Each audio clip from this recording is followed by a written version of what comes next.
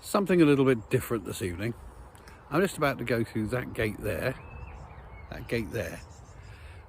to a very, very historic building where I'm co-hosting an event that's taking place there tonight. I'll show you more when we get there.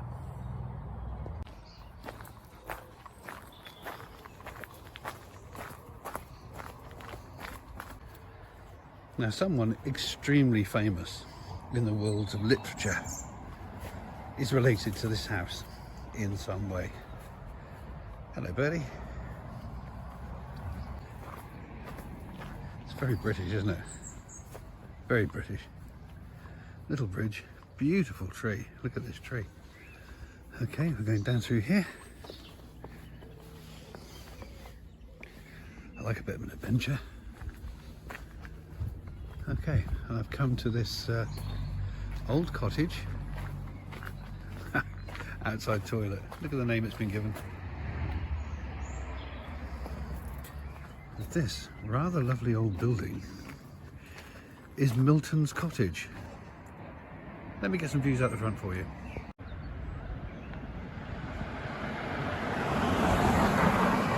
I'm just over the road from the cottage now, outside a restaurant.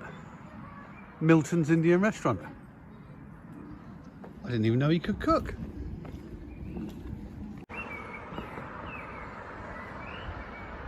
Shame it was on a main road, but of course it wasn't on a main road back in 1666 when John Milton came here to Chalfont St Giles to escape from the plague in London, the Black Death. He came here in 1665. He was nearly blind at the time. But what's really, really, really important about this building is that if you ask people what John Milton wrote, nearly everyone will say Paradise Lost. Fantastic, one of the greatest epic poems ever written in the English language. And this is the building that he wrote it in. Yep, Milton's Cottage, Chalfont St Giles. This is where John Milton wrote Paradise Lost. It's more like kind of Paradise Found, isn't it, with this garden? It's glorious. Anyway, let's go and have a look inside.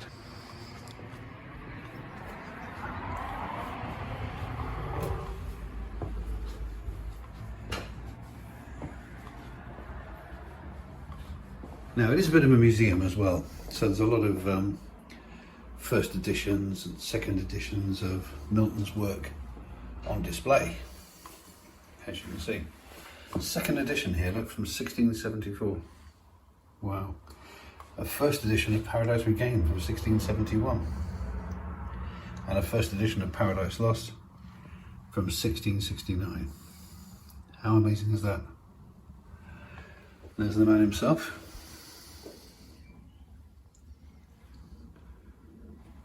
Now, in case you're wondering what I'm doing here tonight, I'm here with my colleague Paul, who I've mentioned in a previous video as co-host of the podcast We'd Like a Word. Hello, Paul. Hello, hello. And why are we here tonight? We're here to have a drink. And hurrah! Then we'll be in next door and we'll be listening to John Hegley, national treasure, poet, musician, comedian. He was also a bus conductor at one point. He's been in musicals, on Wogan, on lots of TV, written loads of poetry collections, and he'll be supported by a poet and musician, Claire Elstow, and they'll be performing, and there'll be questions. Mainly it'll be John Hegley doing his thing in front of a live audience. And we got to speak to him as well, haven't we?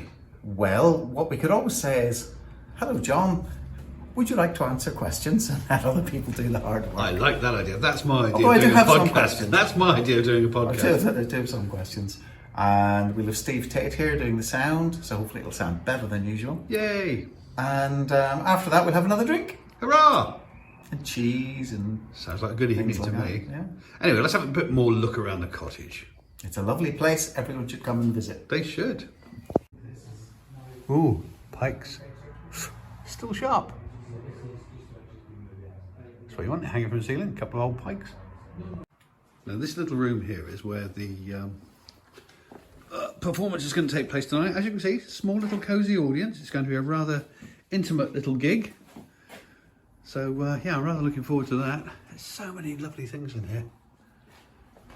And it's such a tiny little cottage as well. It's really hard to describe how small, how tiny it is. Gift shop, gotta have a gift shop. And yeah, fascinating, isn't it? Fascinating.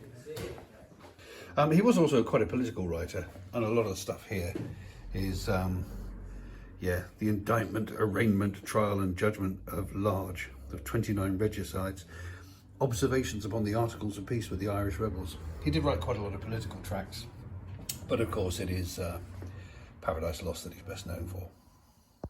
That is the chair and desk in which John Milton wrote, almost likely narrated, because he was nearly blind at this point, Paradise Lost. How cool is that? Well, I've been given special permission to sit in Milton's chair at Milton's desk, where supposedly he wrote Paradise Lost. That's pretty special, isn't it? Another thing he did, rather like Shakespeare, was add a lot of words to the English language, which maybe didn't exist beforehand. And I've got a little bit of a list here. So if you've ever used the words echoing, gloom, impassive, rumoured, liturgical, debauchery, thank you, John Milton, dismissive, embellishing, lovelorn, irksome, besotted, self-esteem, didactic I should say, sensuous, pandemonium, unhealthy, padlock. There's a great big list going on, ending up with incidental, damp and exhilarating, which I don't think are actually connected, those three words, but nevertheless, an odoriferous. Oh, what a great word. All down to John Milton.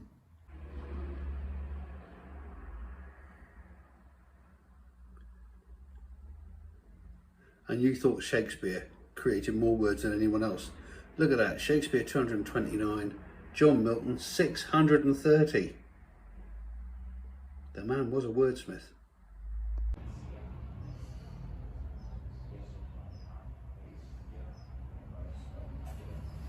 Now this bit of the cottage is off limits to the public. Now do I dare open the door? This is the private bit of Milton Cottage, you see. No one's allowed up here. Although Charles and Camilla were allowed to go up there not so long ago.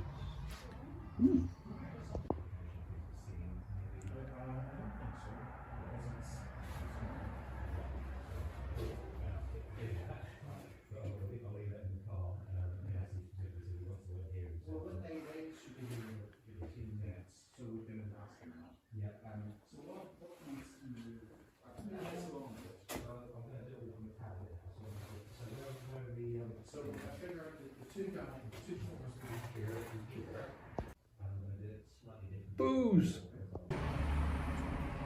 Who are these two duffers? We're at the setting up stage now, things are getting real.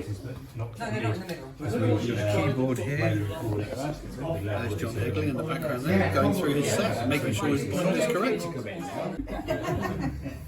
Here we go.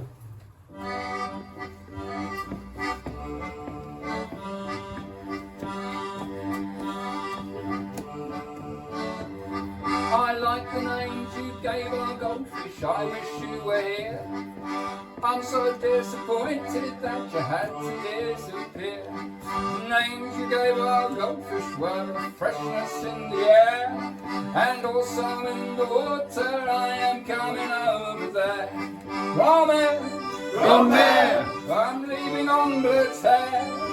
What an outing, even though your nose is sprouting hair. Only joking, yeah.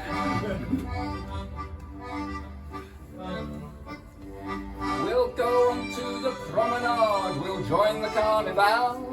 We'll jettison confetti made from yesterday's journal.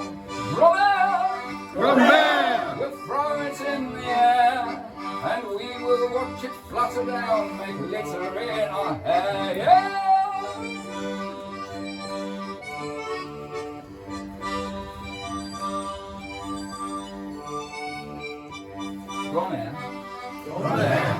The masks we'll make and wear. My mask will be a huge potato with two little eye holes through which I am going to stare at you. I'll be your pomme de terre. Romain. Regardez la pomme de terre. C'est le légume que je préfère. Ce n'est pas une carotte ou un haricot vert. Non! L'existence sans la pomme de terre, c'est comme le poisson sans la mer, ou comme le train sans chemin de fer, ou comme la révolution sans Robespierre. Grand-mère! Grand-mère! We'll make a proper pair. I may have 2 left feet, but we'll still make a proper pair. Grand-mère! Grand-mère! You're unclear, but you are so rare. You've problems with your hips, but you eclipse them with your flair.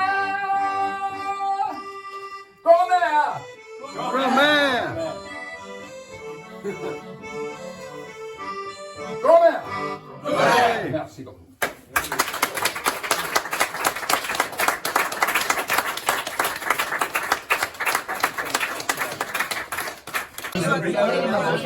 Yes, if you want to come anytime you want. But you're open April till when? Well, not quite so much booze left now.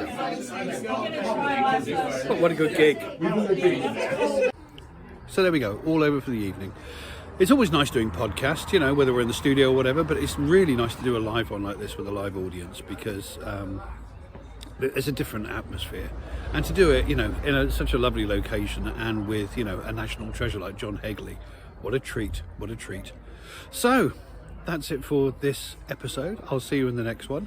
I'm going to now finish stuffing myself with sausage rolls and wine, and I'll see you soon. Toodle pip.